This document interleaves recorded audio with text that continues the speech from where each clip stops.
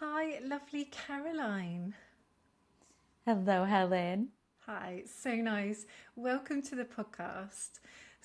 Me and Caroline, we just had a few technical issues. A few, Just a couple. yeah, no, nothing we couldn't handle. Nothing we couldn't handle. And Caroline, you're in Corsica right now. Yes, I'm in Ajaccio, um, just to the west side of Corsica. Oh, amazing. Mhm. I've never been, but I've always heard that it's beautiful, and looking at your stories on Instagram, oh, the crystal blue sea. Tell me, what's it like over there? Yeah, I come from the US. I'm from New Orleans, and when I first met my husband who lives in Corsica, and he told me he lived on this beautiful island, I had to do a geography check for a moment because I didn't remember even exactly where this was. And so you get this beauty of both Italian and French culture here because it has been under both flags at one point in time or another. There's all the Italian food you could dream of. Wow. Uh, and it also has this Amalfi Coast kind of feeling, but it's not quite as touristy. And the views are just insane. I mean, you have 8,000 foot high mountains Wow. and crystal clear blue waters. I love also that the rocks are different colors in different parts of the island. So if you're in the Mm. south in Bonifacio, you have white rock, white limestone cliffs with little cities perched on top. And the contrast of that with the blue water is really something. And then in the west central part of Corsica, you have this place called Piana, which is a UNESCO World Heritage Site. And I believe it's called the Calanque de Piana, but there's red rock on Oh, that side of the wow. island. And then if you Wow. go to the center, it's more gray. And there's this very famous trail.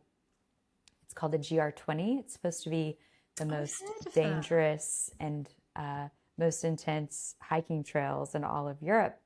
So there's a big population of hikers who like to come here and do the GR20, whether for fun over the course of several weeks or for sport, doing ultra marathons and stuff like that. So it's an Wow. interesting mixture of the tourists who do come to visit here. Normally it's people from France or Italians, and other than that, it's just really quiet. I'm only one of uh, two Americans that I know on the island, which makes it, Really, feel on the whole even more island? like this little private bubble, of a place where just many people seem to not have even heard of it. I love that. I love that. It sounds absolutely gorgeous. I so want to go, and where you are looks really lovely. Looks dreamy, dreamy, dreamy. Oh, thank you. It's So, it's a dream for real. so Caroline, so let's just have a little bit background for everyone here. So we've connected actually on a business course, haven't we? Yeah, yeah. um, FBA. FBA, yeah, with the lovely Jill Lockwood, which has been absolutely brilliant, hasn't it? But we've connected because there's not many yoga teachers on there. It's mainly personal trainers and people that are more in the kind of fitness industry. So I actually reached out to Caroline. I was like, "What are you doing with this?"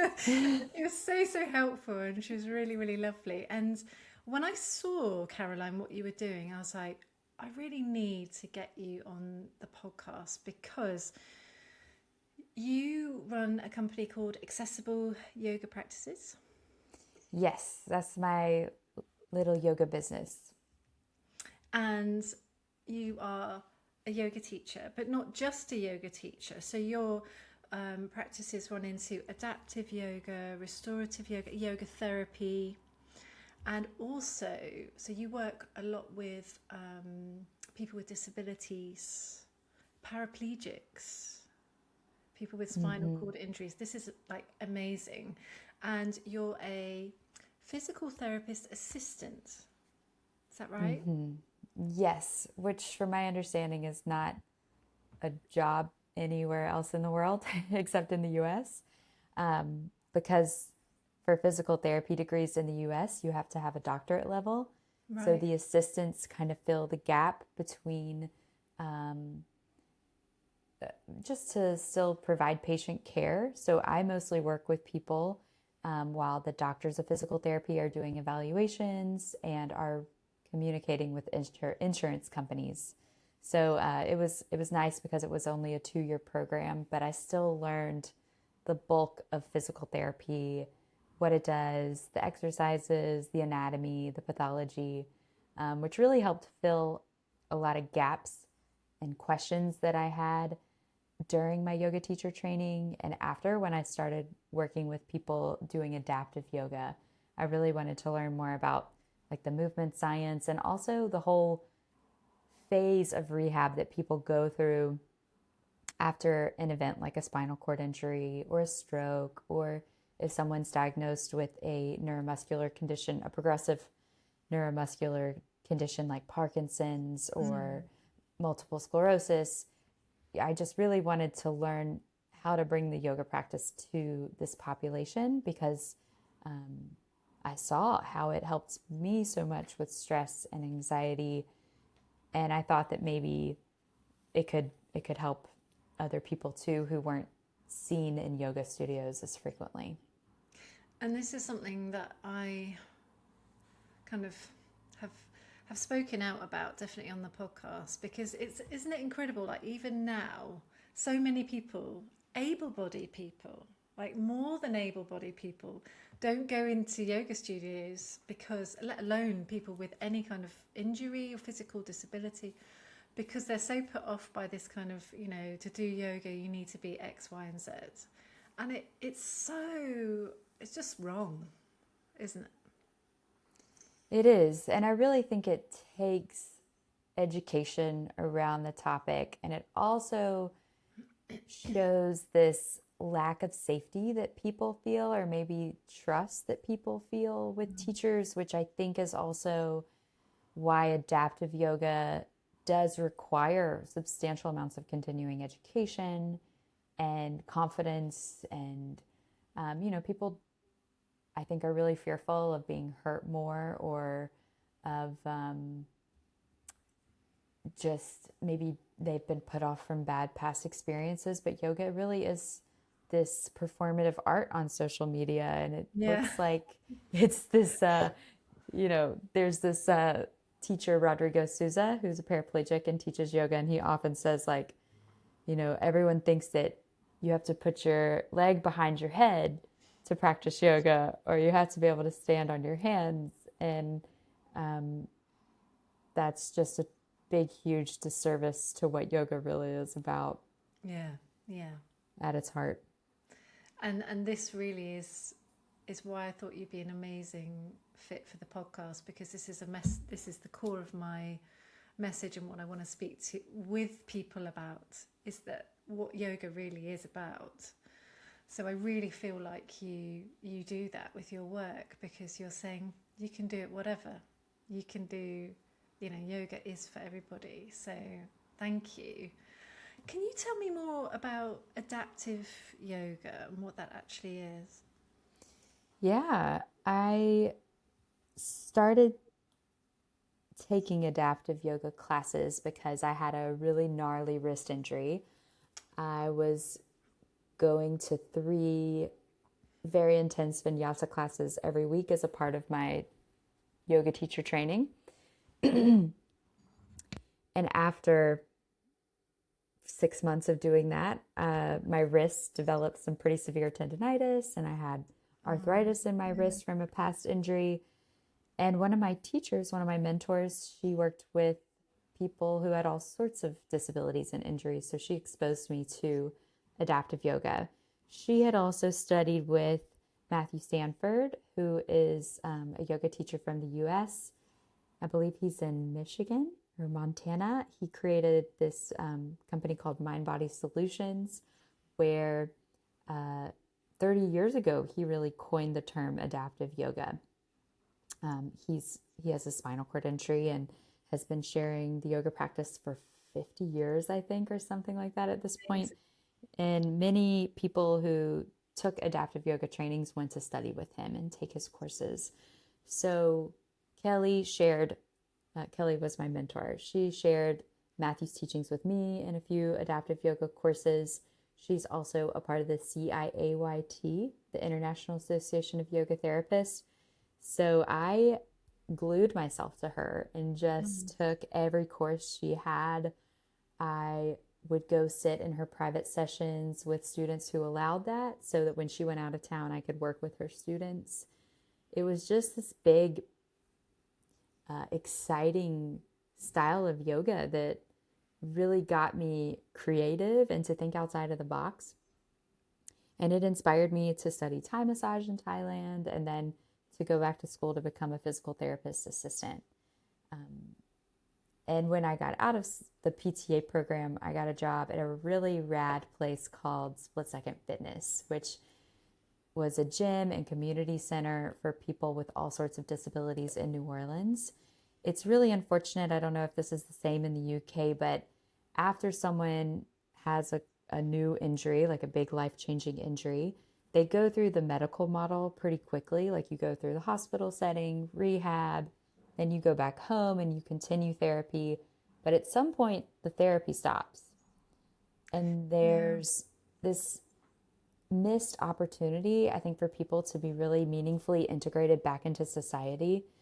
So, Split Second filled this beautiful gap of creating a community space for people to come and continue working on their fitness goals, on their health, on their wellness, on their mental health.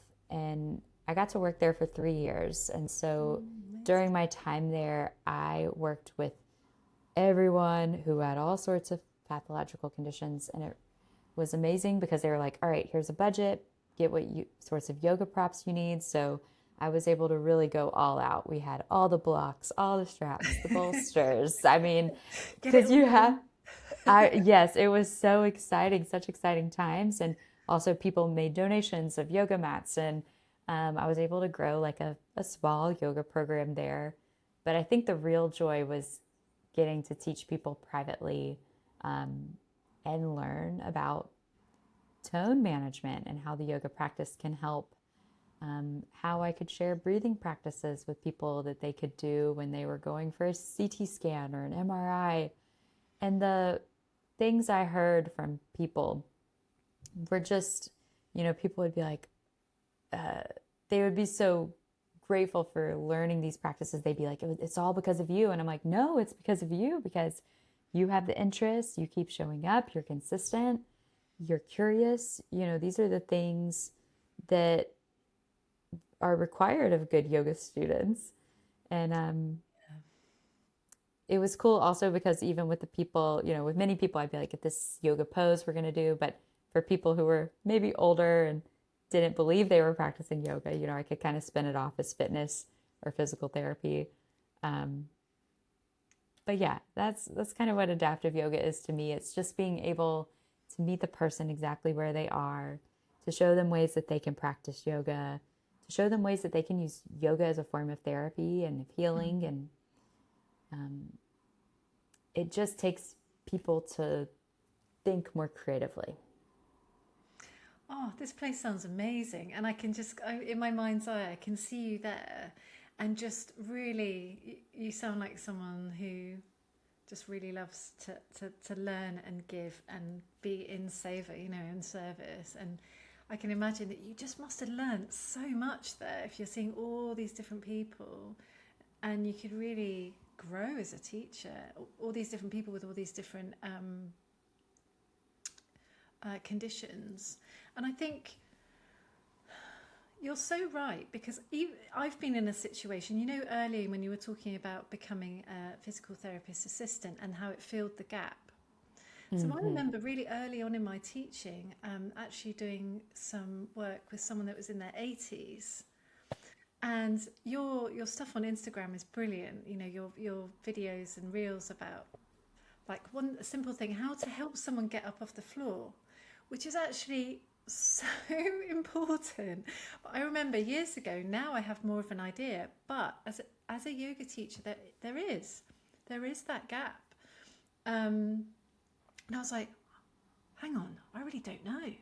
I'm gonna have to just wing this, And luckily, I helped them, but I don't know that it was that safe as it could have been if I had had, We do our best. yeah, you know.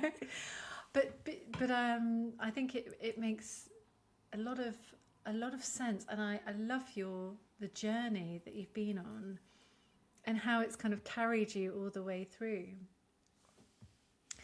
So you also talked about your Thai massage therapy. Tell me a little bit more about that. Yeah, it started in 2018. Kelly, my mentor, my yoga therapist mentor, I had taken all of her classes, all of her courses, and I still wanted to learn more. So I asked her, what should I do next? And she was like, well, you should go to Thailand and study Thai massage. I was like 26 years old. I was teaching yoga part time and bartending for the other part of the time. So I was like, you know what? I'm in a position where I can save up a little money and go to Thailand. And that Why the sounds hell really not? fun. Yeah. Why not? Yeah. And I remember someone told me at some point in my life, like, don't wait around for someone to be with you. Don't wait for the perfect partner for you to go to Mhm. Thailand. Like, just do the things that your heart's feeling called to do on your own. It's okay. You're going to be fine. So I took that guidance to heart. And one night I was bartending and it was 10 o'clock or 11 o'clock at night. And I remember sitting in this bar and smelling the smells and just feeling so disconnected from that world. And I got a notification on my phone that showed this flight that I was looking at from New York to Bangkok had dropped like $300. It was like $500 round trip. And I remember just booking it right then and there and knowing that it was divine timing and that I was going to figure out the rest. So I went to Thailand in August. It was the rainy season. I was in Chiang Mai and had heard of the school, Sunshine Massage School, that they spoke English. And I signed up for their 2 week long beginners course where you learn how to give a 3 hour massage, Three which hours. as a Westerner was not in my not even in my realm of possibilities. And No. I had received some work from Kelly before, but I didn't really even know what Thai massage was. And I have to say, I've experienced, um, I've had Thai massage, I think once, no, twice. And again, I know nothing about it. And one was a negative experience and one was a positive experience. So I'd Yeah. love it if you could explain, because I don't think many people have had it. So if you could explain what it Yeah. involves. Yes. So it's much like a yoga practice, except it's passive. Thailand and India have a lot of interesting connections. You see how the Buddhism practice of Thailand has really come from northern India and from Tibet. You also see the connection of Hinduism in Thai culture. There are certain holidays that support various gods and goddesses from the Hindu tradition. So there's been this exchange culturally between the two countries for a very long time, thousands and thousands of years. So the idea from Thai massage is that you do a lot of similar postures that one might do in a yoga practice, but it is passively received. Some people call Thai massage lazy man's yoga, which I think is so funny.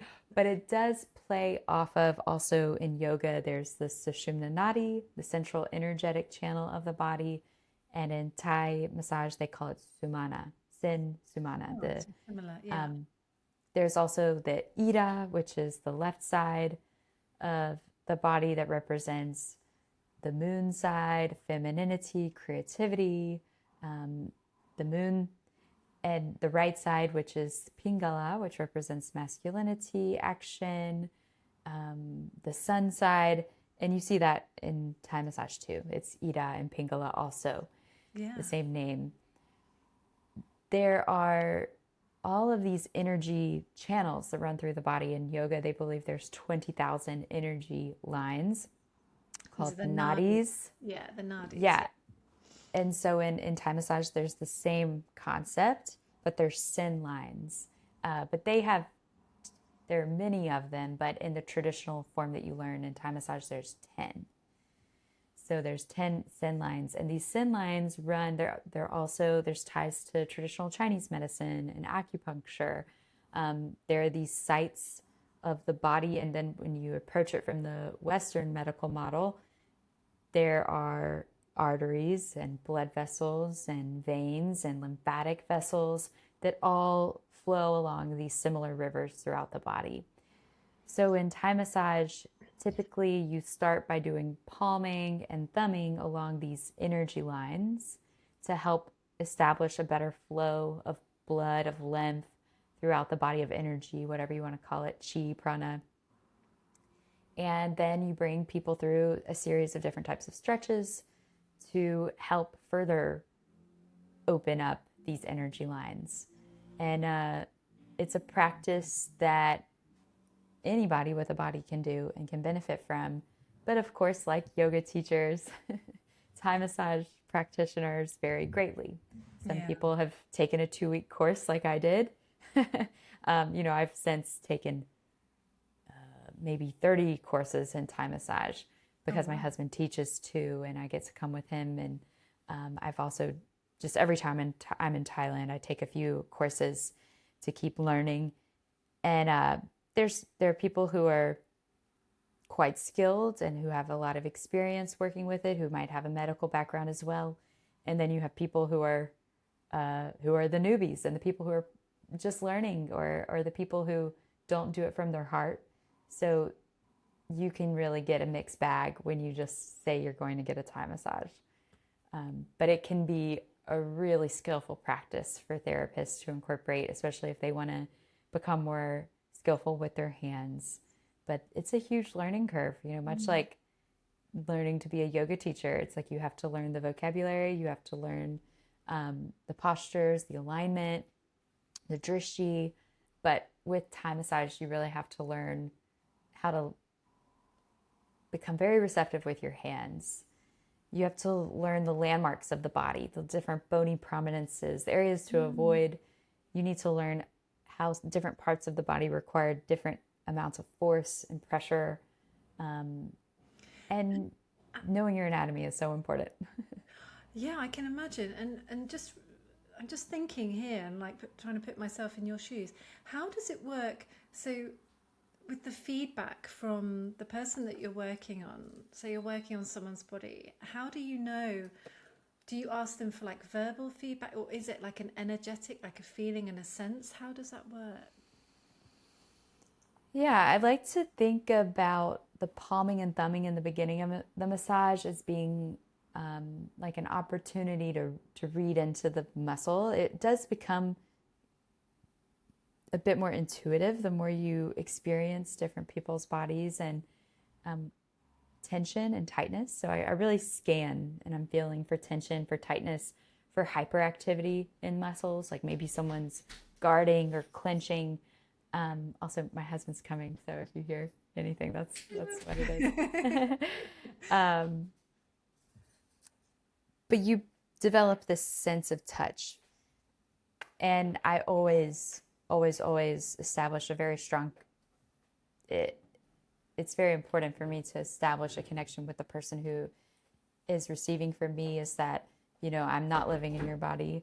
I don't know what it is that you're feeling. I know how this feels for me, but if something is uncomfortable for you, like, please let me know. And I also err on the side of being really cautious, especially because of my experience working with people with disabilities.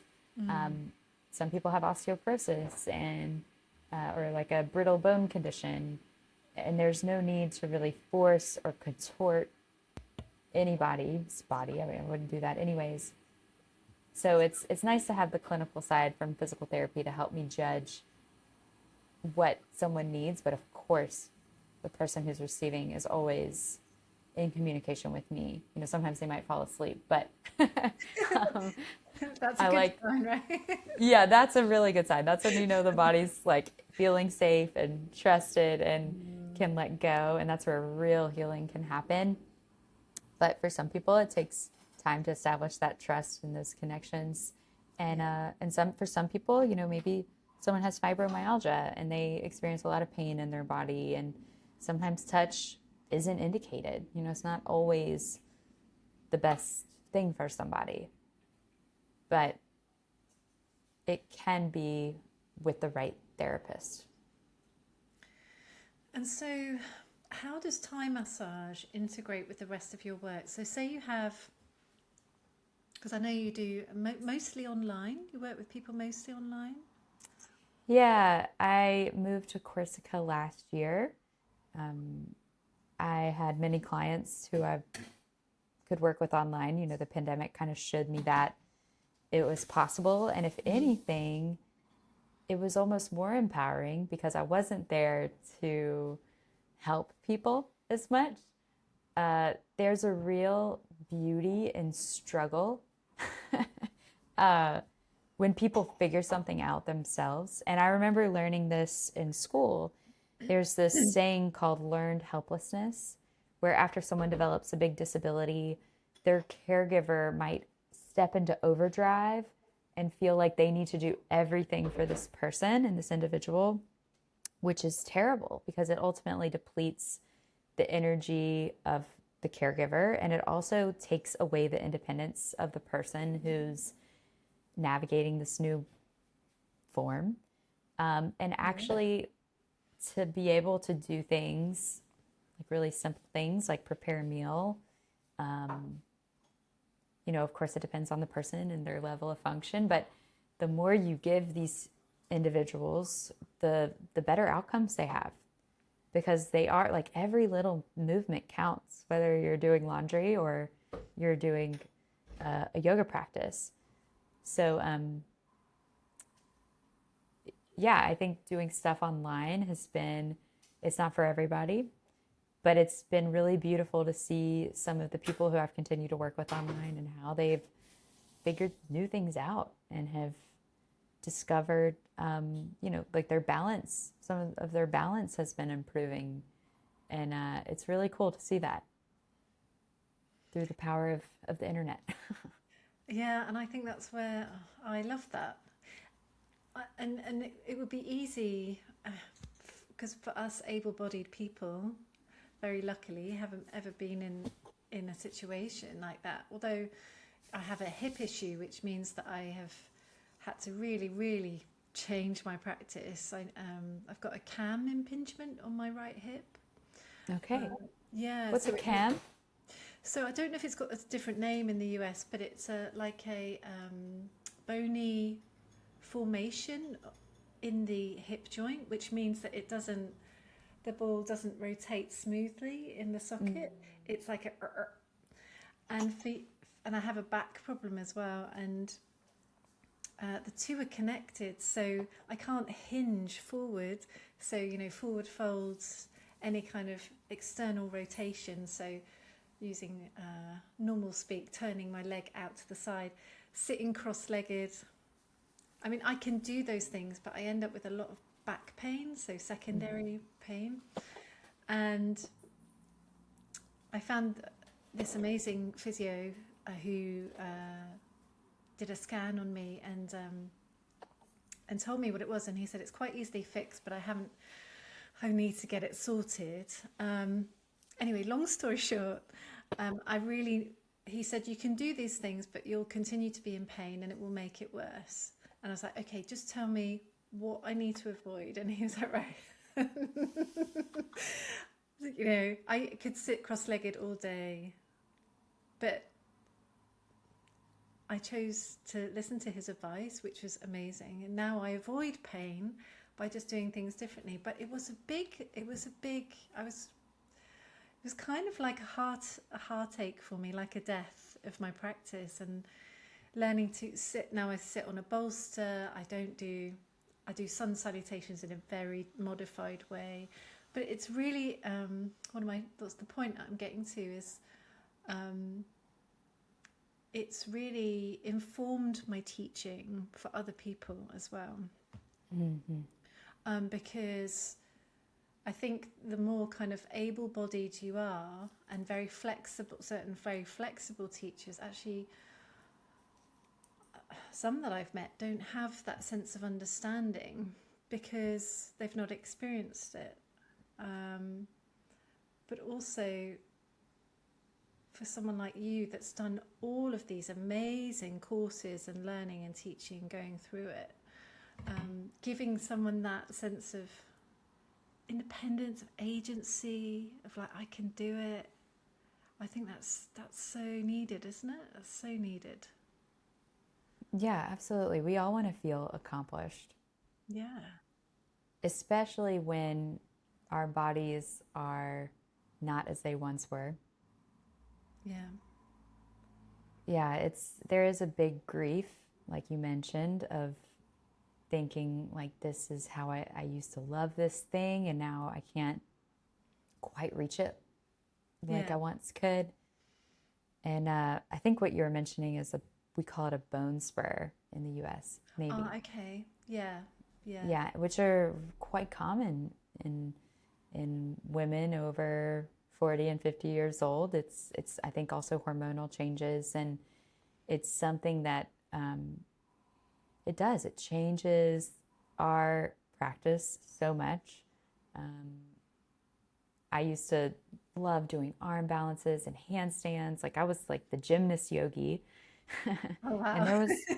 there was a big turn. Yeah, it was a big turn. And I still have moments where I'm upset with my wrist because it never really, I say this to people a lot. It's like yoga is really about finding self compassion through those big changes, which we inevitably will go through in life.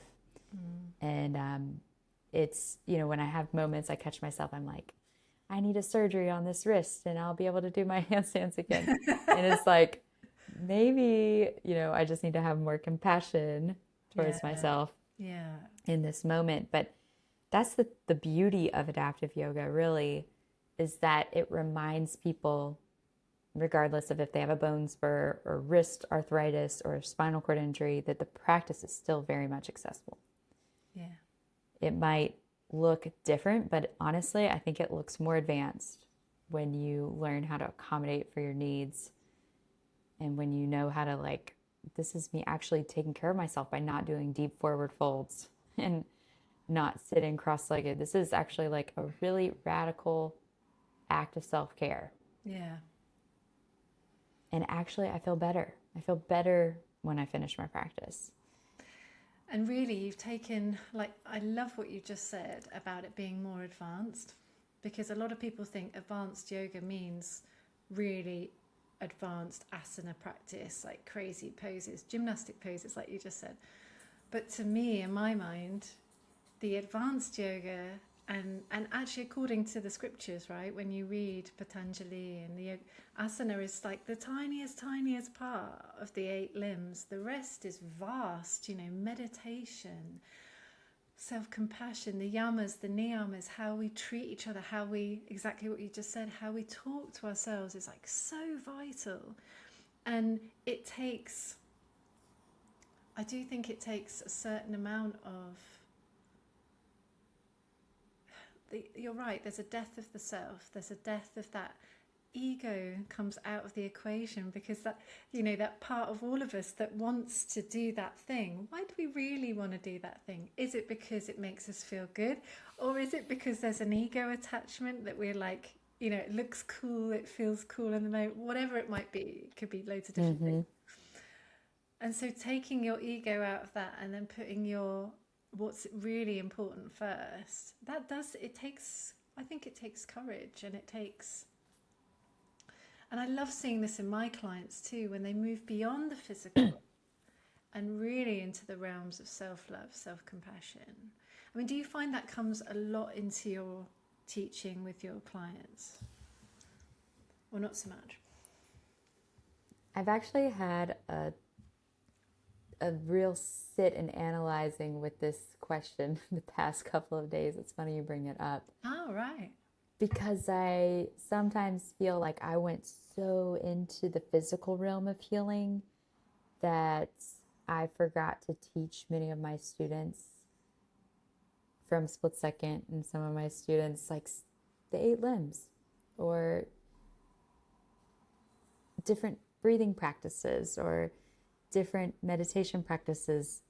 And I think I have to forgive myself and, just not be such a perfectionist. But but yeah, you're always wondering like how could I improve later down the line? And I love the philosophical and the devotional practices, especially that I've learned more about, I would say within the past year of spending more time in different cultures where the spirituality is not like the main form of spirituality is not Christianity. Like I've been learning a lot more from Buddhist and Hindu perspectives of devotion. And those things I'm feeling more called to share as I think I get wiser on this journey of my spiritual evolution and yoga evolution revolution. Both. um, both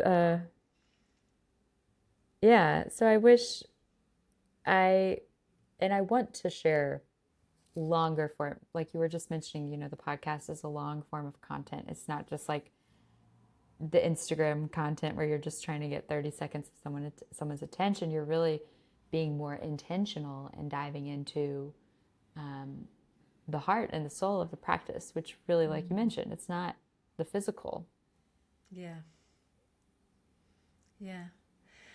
I think what you've described is what most teachers experience, and I know it's been exactly that for me because it starts off somewhere, and normally it is more towards the physical. And somewhere along the line, we're growing all the time, aren't we? We're just growing and learning if we're open to it as teachers, and totally, it's the same for practitioners, isn't it? It just and this is something I'm all tingly all over, and this is something I absolutely adore about yoga, is there's no limit. It grows and morphs and just evolves with you. It's just there. It can take Mm-hmm. many, many shapes. You can go in, there's something for everyone. Some people might start off really into breath work, pranayama, or asana, or some people start with meditation, and then it changes because we change all the time, don't we? We're constantly growing and evolving, and I love that. I love that, and it's definitely been the case for me. And my back and this hip thing has actually really, really helped me. Like really, and you're so right about being. It's funny that you said you're a perfectionist, but letting go, letting go of that, and just going, well, it's here now. You've noticed it now, and then I'm sure in the coming years, it will just happen naturally, more and more naturally. Yeah, absolutely.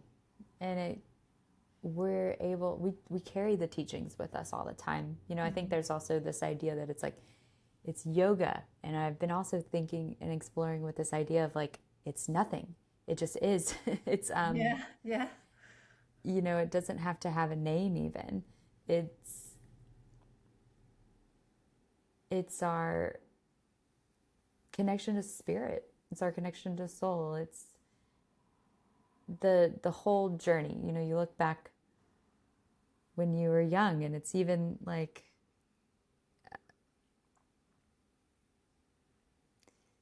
yeah, I feel like we have to give labels to everything. And it's like, no, we really don't. It's yeah. yeah. I think that's a very Western thing. And I was having just this conversation on Friday in another episode with another amazing guest. I think you'll really enjoy that one. Exactly the same thing. She's like, why do we need to label it? And I think once you've experienced, true yoga, that connection with self, connection with source, whatever you want to call it, because everyone calls it different things. I like to call it source or universe. Um, you can't put it into words because it's formless, right? It's really difficult to use words that express that. It's a feeling. It's something energetic. Um, and you've just Yeah. finished doing a really beautiful retreat in Bali. Oh my God, that looked amazing. It was, it exceeded my own expectations, Really? really. And it's just, you can't put in a program or on a flyer like these experiences that you're about to have. And also, what made the trip so special was, we had a really intimate group. It was 9 of us, and one of my friends in Bali, he's a coordinator and a driver, and helps me put it all together, and has helped me every time I've been to Bali to, show me new things and explain the culture to me so much more, and to bring me to different temples and priests and walk me through the spiritual traditions. And I think that was just, it was like being high uh, in these really epic places with very rich cultures that have been around for thousands of years. And I feel so lucky to have had that opportunity, to have had people trust me and to bring them to some of the places that have woken me up out of what sometimes feels like, now that I am on the other side of living outside of America for the past year, like I look back to who I was before that and I see just how conditioned I was and how there was this path set before me. It's like, you go to school and then you go to college and you get a degree and then you find a job and you stay in this job forever and work and work and work and work and work some more.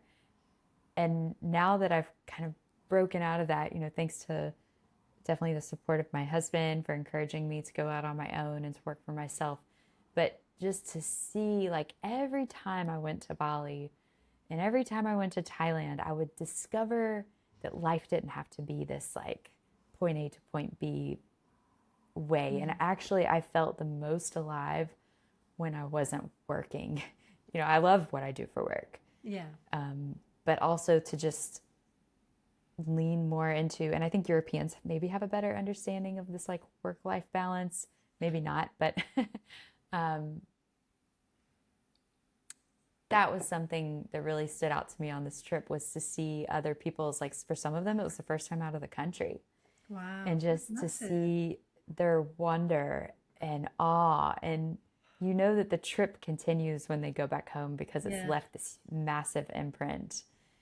So it was just really cool to share all these like spiritual experiences with people, these very human experiences with people. Like, it's something like I got sick and lost my voice, and it was my yoga. I was trying to teach yoga. It's it's just part of uh, the journey, and it was so beautiful to see people. They were like, "Well, when are you doing this? Like, you're going to Thailand and doing this again too, right? Like, I want to come. I want to explore Thailand with you." And Amazing. hopefully, it just takes people's comfort zone and just widens it a little more and helps them realize that life can be lived in a million different ways. Oh, I love that. I love that. Travel has always been, I think it's so expansive. So, and it makes us, especially going somewhere for like your first time out of the US, going somewhere like Bali. That, Right. whoa. Because but it's the spiritual, everything is just right on the street. It's just there everywhere, isn't it? Everywhere. All the lovely little shrines and temples and little puja offerings they do all the time. And you went Yes. during, that's when I went. I went with my ex-partner during that big festival where they have, I can't remember. Galawande. Yeah, yeah, that we were there at the Oh, same time. And actually we were, I think we were flying out. We had to change our flight because we booked our flight on the silent day when nothing happens. So we were like, Oh, oh no, we can't, Um, the can't airport is remember. closed. Yeah, I can't remember the story around it, or we had to. Yeah, I think we actually ended up going the day earlier because of that, and I was sad because I wanted to experience that there. But yeah, I mean, what a privilege to guide people on their first ever trip out the US. That's massive. Yeah. And so, how does it work? Like, just I was just thinking about the practical things. So these are people with disabilities, people in wheelchairs, people with all sorts of, Well, or is it? I not so much. It's more able-bodied people who come on my retreats Ah, okay. just because of disability as a whole, I think. I think for people to travel that far, I think for people to risk airlines handling their very precious medical equipment is like, it's a big, scary thing. That's what I was wondering. But Yeah. I have had a wheelchair user, a friend of mine who is a wheelchair user. She has multiple sclerosis. She came with us to Thailand last year, Oh, which was amazing. a learning experience for all of us. I've done some traveling with my other friends who are disabled because I joined them as a caretaker for this political event. It was like a disability rights lobbying event where we scheduled all these meetings with senators and went around and spoke about the importance of caregivers and of health insurance. We're still Yeah. having this debate in the US whether everyone should have health insurance or not, um, which is so terrible.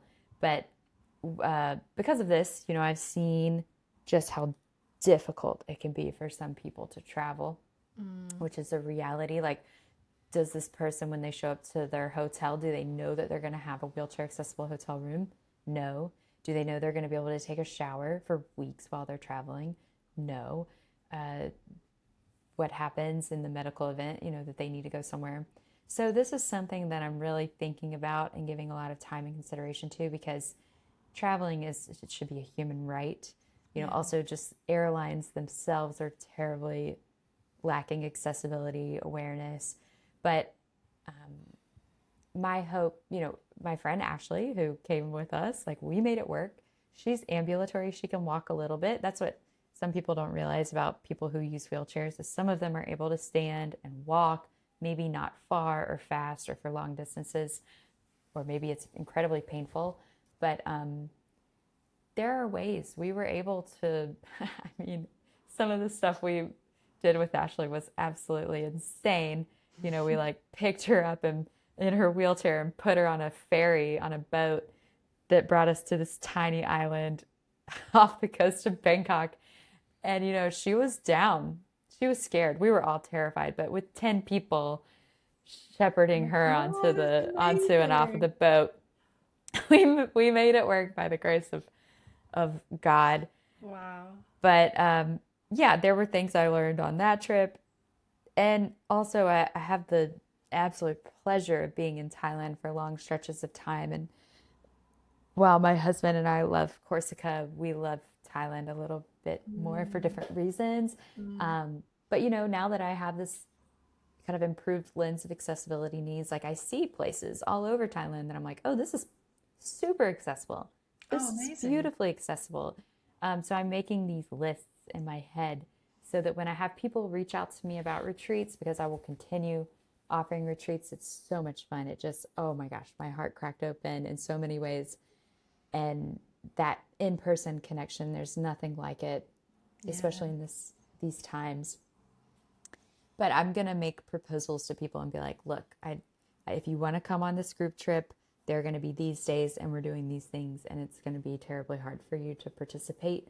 It's possible with certain people, certain abilities, but if you want to come next week, the week after the retreat, I'll bring you on your own personal experience, and Oh, it will wow. be totally customized to you and your needs, your family. And it could be Corsica, it could be France, it could be Thailand, it could be Bali. But that way it will give me time to ensure that this person's going to have like an easy trip and a beautiful one at that. Oh, Caroline, what a gorgeous thing to do for someone as well.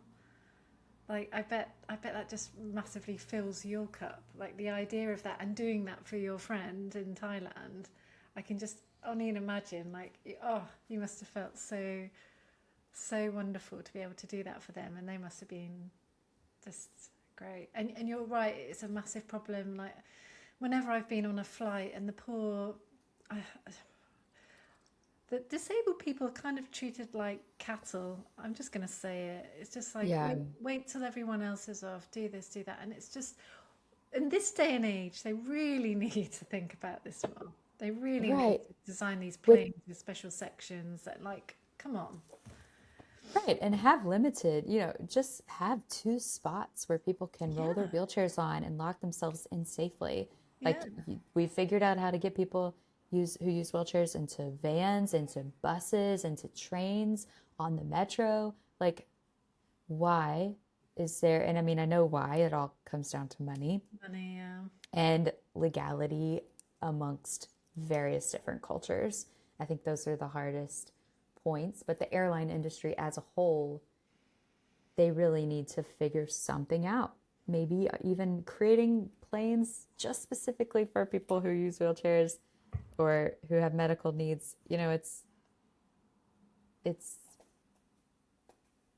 and that really shouldn't even be a conversation. They should just be able to get on board. And everyone's like, oh, it's a weight thing. It's like, yeah, but they're putting their wheelchairs on the same plane. So it's not a weight thing. No, it's not right. No, it's like you're right. They want to get as many bums on seats. It's always money. I don't know about the international legalities of it, but I can imagine that they probably just, to modify a big plane is going to cost a lot of money. And anyway, Yeah. I think it's now they're doing so many different things. Now a lot of people are flying their pets more. I've seen that there are these companies that they have just animal only. I've So seen this too. yeah, It's wild. amazing. So cool. So if we can do it for our beloved doggies and cats and whatever, come on, we can do it for Right. humans. You can do it for humans. Oh my gosh. It's just insane when you put it that way. It really is like people are honestly treated like second or third class citizens just because of their disability. And I think I Yeah. saw that and it just made me really angry.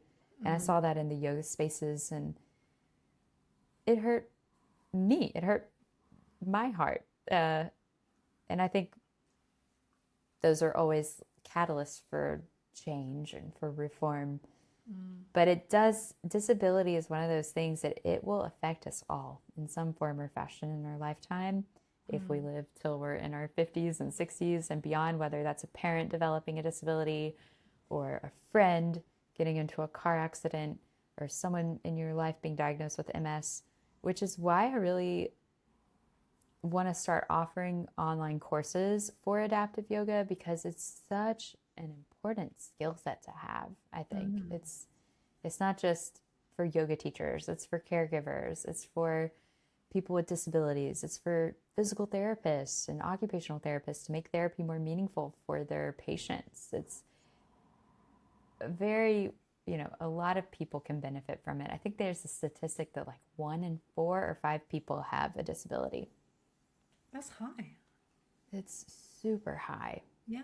Or something that affects their physical mobility Mm, and yeah, it's yoga is just definitely not one of those things that's just reserved, or travel for that matter. It's not something that's just reserved for able-bodied people. no, Everyone wants to experience these beautiful, life-changing practices and trips. absolutely. Absolutely. And like you said earlier, it should be a human right. Everyone deserves access to these things. So tell me, how can people work with you? Um, yeah, how can people work with you?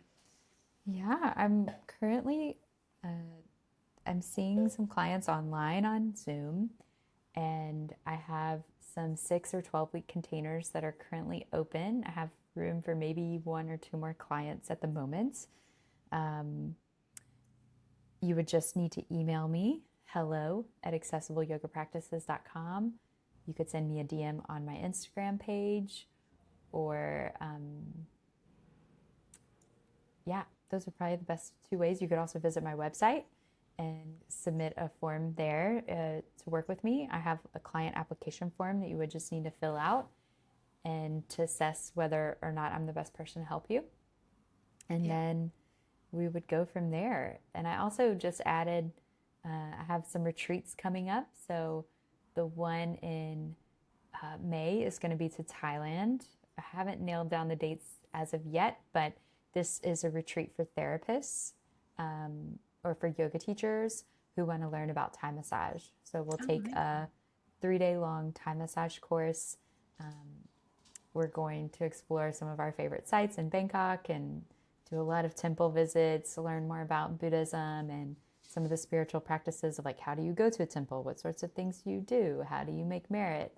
Um, we would also go to the beach for a couple days to Koh Oh, Samet. And so you'll get a little blend of the mountains in Chiang Mai, the city of Bangkok, and its craziness, and then in Koh Samet. And we would do yoga and meditation. And then I've also got a retreat to Bali.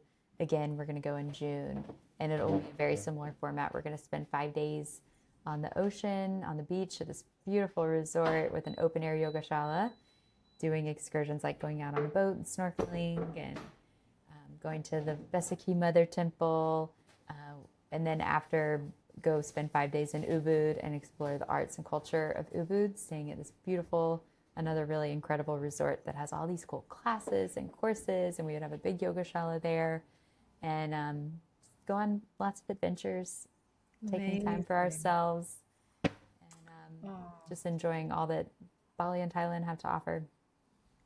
oh, I'm there. I'm there. Come on, Helen, let's go. When we were first started chatting on Instagram, I was like, oh, it's like, and it's like one of my favorite places. Thailand is one of my favorite places. I've been a few times, not as much as you, but I think it's the people, the culture, the energy that is so beautiful. It's just, oh, I could move there, and it's so exciting that you're a doing all these offerings, and b you're so you just spent 3 months in Thailand, didn't you? Living Yeah, out. we were 3 months. We did Thailand, Vietnam, and I went to Bali. And then we're hoping to go back this winter. I actually got my digital nomad visa for Thailand. Well done. So the thank Exciting. you. It was the most exciting email I've opened all year. And we plan to be down there for probably 6 months, Oh wow. um, if we can, or longer. Mm. I love it. It's a whole new life. So exciting. Yeah, very, very new, very different life. If you had told me this 2 years ago, this is where I would be, I would have a hard time believing it. But life opens up in beautiful and unexpected ways.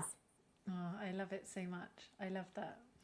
And so I'm going to put all of the details of how people can find you, how people can work with you in the show notes. So if you want to reach out to Caroline, it's going to be amazing. She'll be able to help you in incredible ways. So I'm going to put everything there so that you can contact her there. Um, and really, I just want to say thank you so much for coming on.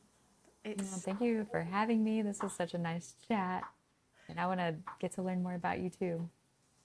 definitely, definitely. We will talk more. And if you'd like to come back on the podcast, I can hear your husband cooking dinner. He's chopping some vegetables. I hope he's cooking something that Thai food. What is he cooking? Oh no, you're in Corsica now. What's he cooking? Yeah, it's pasta and vegetables. Nice, nice. Well, enjoy your lunch, Thank you and so much. and yeah, I'd love to have you back on sometime because I think what you do is so important and so beautiful. And well, thank you for being a gift to people that really, really need that support.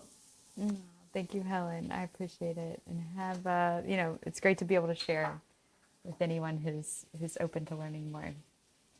Amazing. Okay, have a beautiful day, and I'll speak to you soon. All right, you do the same. Thanks. Thank you. Bye.